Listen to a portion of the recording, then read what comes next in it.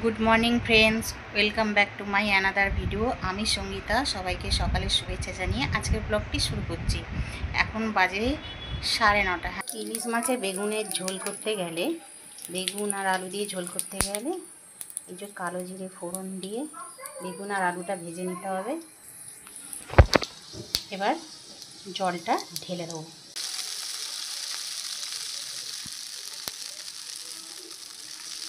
উপর থেকে হলুদ ছড়িয়ে দেবো, তারপর স্বাদ মতো নুন দিয়ে দেবো।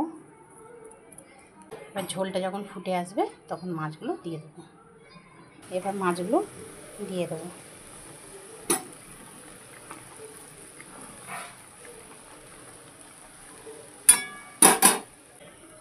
এবার কাঁচা লঙ্কা চিড়ে দিয়ে দেবো। এবার ওপর থেকে কাঁচা সর্ষের তেল ছড়িয়ে দেবো।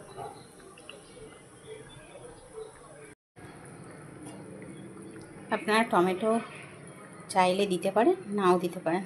আমার একটু টমেটো দিলে আমি একটু ভালো খাই, এই জন্য একটু টমেটো কুচি দিয়ে দিলাম।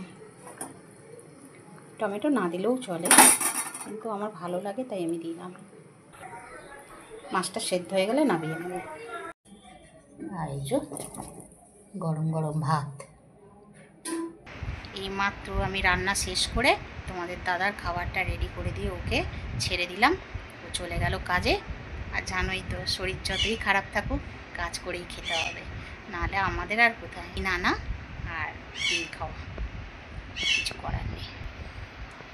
ছেলে গেছে কোচিংয়ে, ছেলে আসলে খাওয়া দাওয়া টিফিনটাও সারবো। চলো তোমাদের দেখাই। ঘর দর পরিষ্কার হয়ে গেছে, সব রেডি হয়ে গেছে।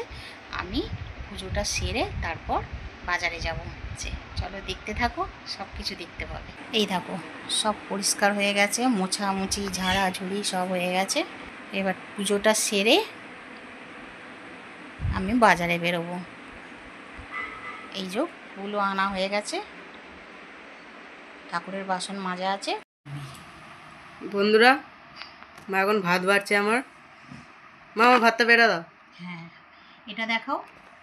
এটা ফ্যাসা মাছের ভাজা করেছি। ছেলে তো ঝোলে টোলে খেতে চায় না, তাই ভাজা দিলে ভালো করে খায়। আর এটা বন্ধুরা শালুক ফুল এখন যে বাজারে পাওয়া যাচ্ছে, সেই শালুক ফুলের বড়া বেসন দিয়ে করেছি। ব্যাস ব্যাস,